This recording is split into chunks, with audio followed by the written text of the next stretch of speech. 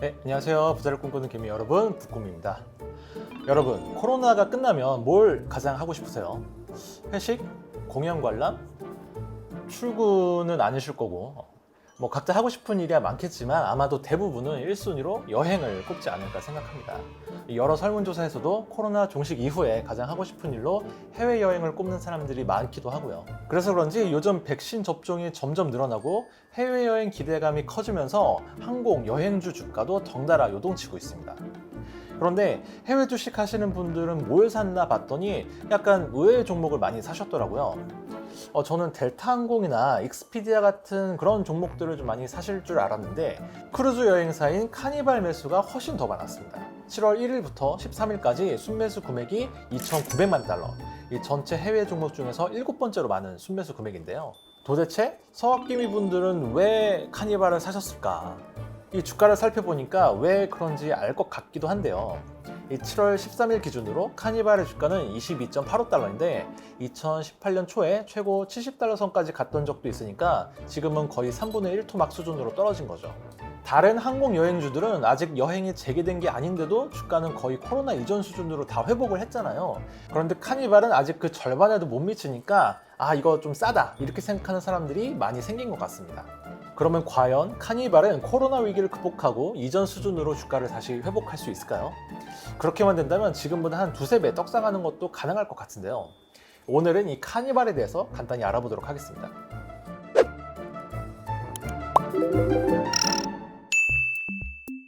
크루즈는 쉽게 얘기하면 유람선 여행이죠. 근데 한강 유람선 이런 거 생각하시면 안 되고, 한강 유람선하고는 비교도 할 수 없을 만큼 큰 여객선에서 며칠 동안 먹고 자고 마시고 하면서 관광도 하고 쇼핑도 하고 공연도 보고 정말 재밌게 노는 패키지 여행 상품이라고 보시면 됩니다. 우리나라에서는 아직 크루즈 여행이라는 개념이 친숙하진 않은데 미국이나 유럽에서는 5, 60대 이상 은퇴하신 분들이 즐겨 찾는 여행 상품 중에 하나라고 하네요. 이 크루즈 여행하면 전 세계적으로 유명한 회사가 카니발, 로얄 캐리비안, 노르웨이지언 이 세 곳이 있는데 이 중에 가장 큰 곳이 카니발입니다. 코로나가 터지기 직전인 2019년 기준으로 전체 크루즈 여행객이 한 3천만 명 정도 됐는데 이 중에 43%인 1290만 명이 카니발의 고객이었습니다. 이 한 대에 수천억 원씩 하는 대형 크루즈선도 2019년 기준으로 총 104대를 보유하고 있었는데 한 20 몇 대 정도 갖고 있는 2위, 3위 사업자하고는 비교가 안 될 정도로 이 크루즈 시장에서는 압도적인 1위 사업자라고 보시면 됩니다. 그런데 여러분, 이 크루즈 여행하면 보통 어떤 이미지가 떠오르세요? 이 영화 타이타닉이 생각나면서 이 초호화, 럭셔리, 그리고 돈 많고 시간 많은 갑부들이 할 수 있는 그런 여행, 이런 생각 안 드세요? 저도 그런 생각을 했는데 이게 생각보다 굉장히 합리적인 가격으로 대중화한 상품도 많이 나와 있더라고요. 이 크루즈 여행 상품은 등급으로 나누면 크게 3개로 나뉘는데요. 하나는 2일에서 7일 정도 짧은 기간 동안 비교적 저렴한 가격으로 크루즈를 체험할 수 있는 컨템퍼러리가 있고요. 이보다 조금 더 비싸긴 하지만 보다 나은 서비스를 제공받을 수 있는 프리미엄이 그 윗등급이고, 마지막으로 정말 비싼데 이 비싼 만큼 최고의 서비스와 체험을 제공하는 럭셔리 등급이 있습니다. 카니발은 산하의 9개 크루즈 브랜드를 갖고 있는데요. 카니발 크루즈, 프린세스, 홈랜드 아메리카, 시번, 코스타 등등등 여러 개가 있는데 이 컨템퍼러리부터 럭셔리까지 다양한 라인업을 갖추고 있어서 광범위한 고객층을 흡수하는 게 가능하죠. 저는 크루즈 여행은 한 번도 안 해봐서 이 어떤 상품들이 있나 한번 쭉 살펴봤는데요. 이 카니발의 대표 컨템퍼러리 브랜드라고 할 수 있는 카니발 크루즈의 상품을 보니까 대략 이런 식이더라고요. 마이애미를 출발해서 플로리다 연안을 쭉 돌다가 멕시코 코스멜 섬에 잠깐 들고 다시 마이애미로 돌아오는 이 4박 5일짜리 코스인데 이 세금을 포함해서 한 470달러 정도? 우리 돈으로 하면 55만 원이죠. 이 정도 가격만 내면 이 배 안에서 숙식은 기본이고 이 각종 공연에 디너쇼에 뷔페, 브런치, 수제 햄버거가 무제한 제공이 되고요. 또 배 안에서 웬만한 시설은 그냥 다 이용을 할 수가 있는 그런 패키지더라고요. 이 4박 5일이면 제주도만 가도 한 100만 원은 그냥 깨지는데 이 티켓값 55만 원만 내면 이걸 다 이용할 수 있다는 거죠. 물론 정말 비싼 럭셔리 상품은 140일짜리 세계 일주를 하는데 한 2억 3억 하는 그런 패키지 상품도 있더라고요. 그런데 이 컨템퍼러리가 이 정도로 합리적인 가격으로 나온다? 보고서 정말 코로나만 끝나면 저도 꼭 한번 타보고 싶다 이런 생각이 들 정도였습니다. 그런데 이렇게 싼 가격에 음식, 공연, 숙박 다 제공하면 크루즈에서는 도대체 뭐가 남나 이런 생각도 좀 드는데요. 이 배가 한두 푼 하는 것도 아니고 이 한 척에 수천억 원씩 하는데 여기에 서비스를 제공하는 뭐 승무원, 요리사, 공연자, 거기에다가 인건비, 유류비, 뭐 항만, 입출항비, 정착비 이런 각종 비용들을 다 고려하면 도대체 뭐가 남을까? 그런데 생각보다 꽤 남더라고요. 재무제표를 보니까 2019년 기준으로 카니발의 매출액은 208억 달러, 영업이익은 33억 달러였습니다. 매출은 매년 꾸준히 성장세고요. 영업이익도 20억에서 30억 달러대를 유지하고 있었습니다. 영업이익률은 10%대 중후반, ROE는 10%대 안팎의 상당히 양호한 수익성을 보여주고 있었습니다. 이 매출 구조로 보면 크게 티켓 판매와 선상 매출로 나뉘는데요. 티켓 판매는 말 그대로 티켓을 판 돈이죠. 선상 매출은 이 티켓 가격에 포함이 되지 않아서 배 안에서 추가 요금을 내야 하는 서비스를 의미합니다. 크루즈를 이용하면 웬만한 거는 추가 요금 없이 기본 요금 안에 다 포함이 되어 있긴 한데 스테이크 같은 고급 음식점을 이용한다든지 뭐 카지노, 면세점, 주류 같은 상품들은 따로 요금을 지불해야 하더라고요. 매출 비중은 티켓 판매가 7, 선상 매출이 3 정도 됩니다. 비용 구조를 보면 인건비, 감가상각비, 유류비, 기타 수수료 등이 많이 나갔는데 대부분 티켓 판매로 거의 충당이 됩니다. 이 말인즉슨 매출의 30%를 차지하는 선상 매출이 주요 수익원이라는 얘기죠. 재무 구조를 살펴보면 비싼 배를 많이 사야 하니까 이 부채가 좀 많지 않을까 이렇게 생각을 했었는데 그렇지도 않더라고요. 2019년까지 부채 비율은 60에서 70%대로 안정적으로 관리가 되고 있는 상황이었습니다. 물론 이거는 배를 구입할 때 당장 비용으로 처리를 하지 않고 자산으로 반영을 해서 그런 영향도 있긴 한데 그래도 이 과도한 차입 없이 안정적으로 사업을 할 수 있다는 건 상당히 뛰어난 경영 능력이라고 볼 수 있습니다.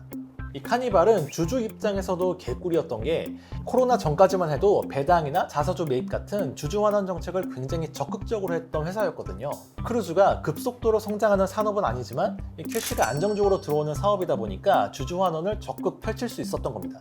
배당 수익률은 매년 3에서 4%, 그리고 배당 성향은 꾸준히 40%대를 유지했는데 2018년 같은 경우에는 배당과 자사주 매입으로 순이익의 90%에 달하는 28억 달러어치를 주주들에게 돌려줄 정도였습니다. 이랬던 카니발이었는데 코로나19가 닥치면서 모든 게 한순간에 무너졌죠. 지난해 매출액을 보면 56억 달러로 전년 대비 4분의 1토막이 났는데요.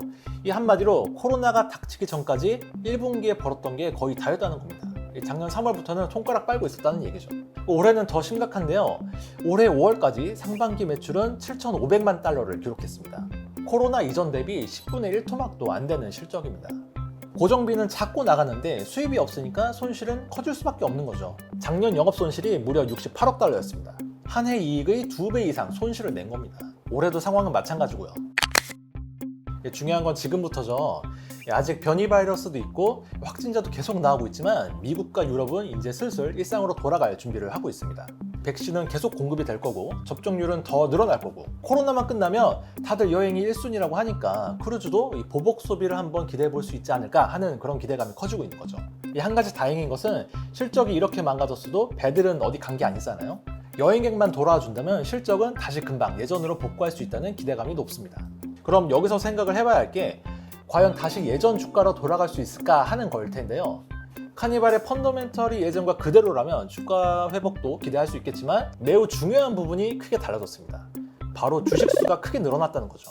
비용은 나가는데 당장 돈이 부족하니까 카니발은 작년 4월부터 여기저기 자금을 구하기 바빴습니다. 그 방법 중에 하나가 유상증자였죠.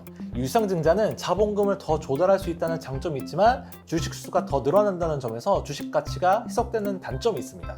주주 입장에서는 분명한 악재죠. 카니발은 작년 코로나 이후부터 현재까지 약 4차례에 걸쳐서 41억 달러 상당의 유상증자를 실시했습니다. 이 과정에서 주식수는 7억 주에서 11억 3,200만 주로 60%가량 증가했고요. 주식 가치를 산정할 때 중요한 기준이 주당 순이익과 주당 순자산입니다.